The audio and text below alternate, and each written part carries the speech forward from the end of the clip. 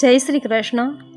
આ વિડીયોમાં શ્રાવણ માસના સોમવારનું મહાત્મ્ય તેમજ સોમવારના દિવસે કરાતી પૂજા વિધિ સાંભળશું। જો આપને આ વિડીયો પસંદ આવે તો લાઇક શેર કોમેન્ટ કરી ચેનલ સબસ્ક્રાઇબ જરૂર કરજો। મિત્રો, શ્રાવણ માસ એ ભગવાન શિવને સમર્પિત છે। શ્રાવણ માસમાં ભગવાન મહાદેવની પૂજા કરાય છે તેમજ સોમવાર એ મહાદેવનો પ્રિય વાર છે। આથી શ્રાવણ માસમાં સોમવારના દિવસનું મહત્વ અતિ વધારે છે। શ્રાવણ માસના સોમવારે ઉપવાસ કે એકટાણું કરી ભગવાન ભોળાનાથની પૂજા અર્ચના કરવાથી વ્યક્તિની દરેક મનોકામના પૂર્ણ થાય છે। આમ તો આખો શ્રાવણ માસ ઉપવાસ કે એકટાણું કરી ભગવાન ભોળાનાથની પૂજા કરાય છે, પરંતુ આખો મહિનો પૂજા ઉપવાસ ન થઈ શકે તો દર સોમવારે ઉપવાસ કરી ભગવાન ભોળાનાથની પૂજા કરવાથી ભોળાનાથ પ્રસન્ન થાય છે અને આખો મહિનો પૂજા કર્યાનું પુણ્ય ફળ પ્રાપ્ત થાય છે। ભગવાન શિવ એ અત્યંત ભોળા છે। તેમના ભક્તોની થોડી પૂજા માત્રથી જ પ્રસન્ન થઈ જાય છે। આથી જે ભક્તો આખો મહિનો વ્રત ઉપવાસ ન કરી શકે તેમણે માત્ર સોમવારના દિવસે પૂજા અર્ચના કરી ભગવાન ભોળાનાથને પ્રસન્ન કરી તેમની પ્રસન્નતા પ્રાપ્ત કરી શકાય છે। સોમવારના દિવસે ભક્તોએ પ્રાતઃકાળે વહેલા ઉઠી સ્નાન કરવું।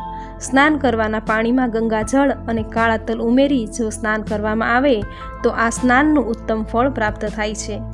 આ રીતે સ્નાન કાર્યથી પરવારી સ્વચ્છ વસ્ત્રો ધારણ કરવા, ભગવાન મહાદેવને શુદ્ધ હૃદયથી પ્રાર્થના કરી સોમવારના વ્રતનો સંકલ્પ કરો। ત્યારબાદ ઘરના મંદિરમાં રહેલા શિવલિંગને અથવા તો શિવાલયે જઈ શિવલિંગને પંચામૃત, દૂધ, મધ, શેરડીનો રસ, દૂધ મિશ્રિત જળ આમ કોઈ પણ પદાર્થથી અભિષેક કરવો।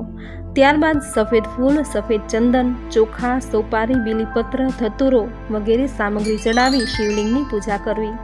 પૂજા દરમિયાન ઓમ સોમાય નમઃ મંત્રનો જાપ કરવા અથવા ભગવાન શિવનો બીજ મંત્ર ઓમ નમઃ શિવાય મંત્રનો જાપ કરવો। ભગવાન શિવના મંત્રનો જાપ જો રુદ્રાક્ષની માળાથી કરવામાં આવે તો તેનું ઉત્તમ ફળ પ્રાપ્ત થાય છે। ત્યારબાદ ભગવાન શિવની આરતી કરવી, ભોગ ધરાવો। ભોગમાં ઋતુના ફળ, કેળા, નાળિયેર, સોપાળી એમ કોઈ પણ નૈવેદ્ય ધરી શકાય। આ દિવસે બની શકે એટલા ઓમ નમઃ શિવાય મંત્રના જાપ કરવા। સોમવારના દિવસે ઓમ સોમાય નમઃ મંત્ર જાપ ઉત્તમ ફળ આપનારો છે। આ દિવસે શિવ તાંડવ સ્તોત્ર, શિવ ચાલીસા, શિવ પુરાણ, શિવ કથા વગેરેના પાઠ કરવા। ભગવાન શિવનો મહામૃત્યુંજય મંત્ર જાપ કરવાથી દરેક પ્રાણી માત્રને દીર્ઘાયુ, સમૃદ્ધિ, શાંતિ, સુખ પ્રદાન કરે છે। શ્રાવણ માસના 4 સોમવારના વ્રત કરવાનું મહાત્મ્ય છે। આ દરેક સોમવારે ભગવાન ભોળાનાથની શિવલિંગ પર એક મુઠ્ઠી ચોખા, સફેદ તલ, કાળા તલ, લીલા મગ અને જવ ચડાવવા। પરંતુ શ્રાવણ મહિનામાં જ્યારે 5મો સોમવાર આવતો હોય તો એ સોમવારનું અધિક મહાત્મ્ય છે। 5મો સોમવાર આવતો હોય તો શિવલિંગને સાથો ચઢાવવામાં આવે છે। સાથો એ મહાદેવને અતિ પ્રિય છે। આથી મહાદેવની સાથો ચઢાવવાથી ભક્તની દરેક મનોકામના પૂર્ણ થાય છે। આમ શ્રાવણ માસનો સોમવાર એ ભગવાન ભોળાનાથને રીઝવવા માટેનો વાર છે। સોમવાર એ ભોળાનાથનો પ્રિય વાર છે। 12 માસના સોમવારે ભગવાન ભોળાનાથની ભક્તિ કરાય છે, પરંતુ શ્રાવણ માસના સોમવારના આ પવિત્ર દિવસે ભગવાન ભોળાનાથની પૂજા ભક્તિ કરી ભોળાનાથને પ્રસન્ન કરવાથી તેના ભક્તોને સુખ, શાંતિ, સમૃદ્ધિ, આયુષ્ય, યશ, કીર્તિ, વૈભવ અને સંતાન પ્રાપ્તિનું વરદાન આપે છે। આમ શ્રાવણ માસનો સોમવારનો દિવસ એ ભગવાન ભોળાનાથનો અતિ પ્રિય વાર છે। આથી સોમવારે ભગવાન ભોળાનાથની ભક્તિ કરી તેમને રીઝવજો, દૂધ જળનો અભિષેક કરજો, બીલીપત્ર ચડાવજો। ભોળાનાથ તમારી દરેક મનોકામના જરૂર પૂરી કરશે।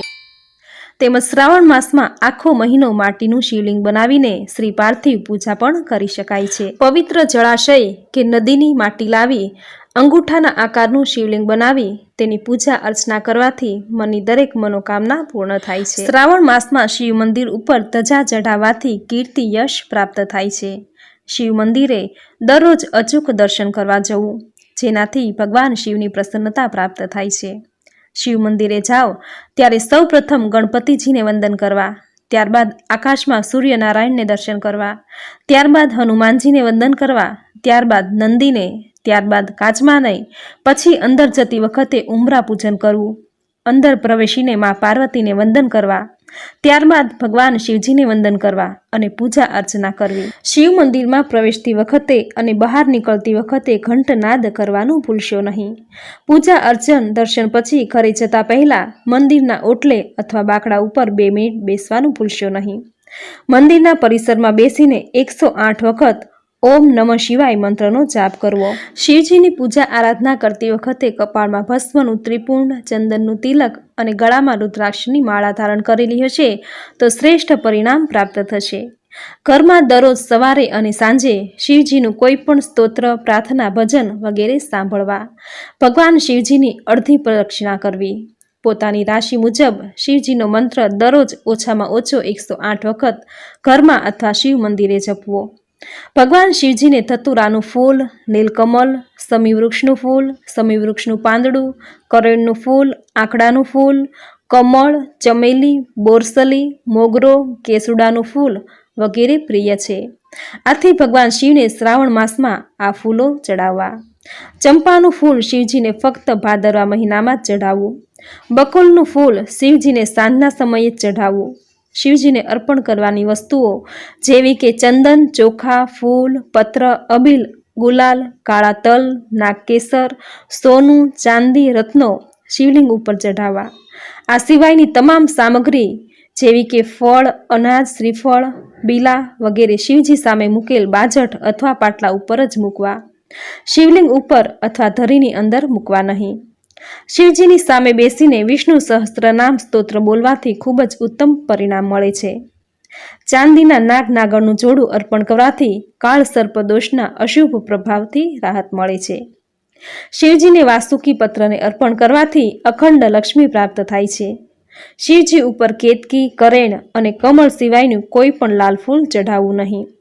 પોતાની શક્તિ અનુસાર લઘુ રુદ્ર, 4 પ્રહરની પૂજા, નિયમિત રુદ્રાભિષેક, શિવપુરાણ વાંચન, કાળ સર્પ યોગ નિવારણ, અશુભ યોગોની શાંતિ, રુદ્રાક્ષ ધારણ, સોમવારનું વ્રત, શિવરાત્રિનું વ્રત, પ્રદોષનું વ્રત, અશુભ નક્ષત્ર જનન શાંતિ, વૈધૃતિ વ્યતિપાત યોગ જનન શાંતિ, શિવ પંચાક્ષર મંત્ર અથવા કોઈ પણ મંત્રનું અનુષ્ઠાન, બ્રહ્મ ભોજન, સુવર્ણદાન, વસ્ત્રદાન, અન્નદાન વગેરે શ્રાવણ મહિનામાં કરવાથી અનંત ગણું પુણ્ય મળે છે. ભગવાન શિવને જળ અતિ પ્રિય છે. આથી શ્રાવણ માસ દરમિયાન નિત્ય શિવલિંગને જળ અર્પણ કરવું, જેનાથી રોગ, દોષ, અશુભતા દૂર થશે. શિવજીને દૂધ મિશ્રિત જળ, શેરડીનો રસ, ઘી અને મધનો અભિષેક કરી બીલીપત્ર ચઢાવવાથી મનવાંછિત ફળની પ્રાપ્તિ થાય છે. તો મિત્રો, શ્રાવણ માસમાં આ રીતે પૂજા અર્ચના કરી ભગવાન શિવની કૃપા પ્રાપ્ત કરી શકાય છે. ભગવાન શિવ અત્યંત ભોળા છે. તેના ભક્તોની થોડી એવી પૂજાથી જ ભોળાઈ જાય છે અને તેના ભક્તોના દુઃખ હરી લે છે. આથી શ્રાવણ માસમાં નિત્ય શિવાલયે જઈ દૂધ, જળ, કાળા તલ, બીલીપત્ર જરૂર અર્પણ કરવા. જો શિવાલયે ન જઈ શકાય તો ઘરના મંદિરમાં રહેલ શિવલિંગની પૂજા કરવી. જો ઘરમાં શિવલિંગ ન હોય તો પાર્થિવ શિવલિંગ બનાવી તેની પૂજા કરવી. એ પણ જો ન થઈ શકે તો ઓમ નમઃ શિવાય મંત્રના જાપ કરવા.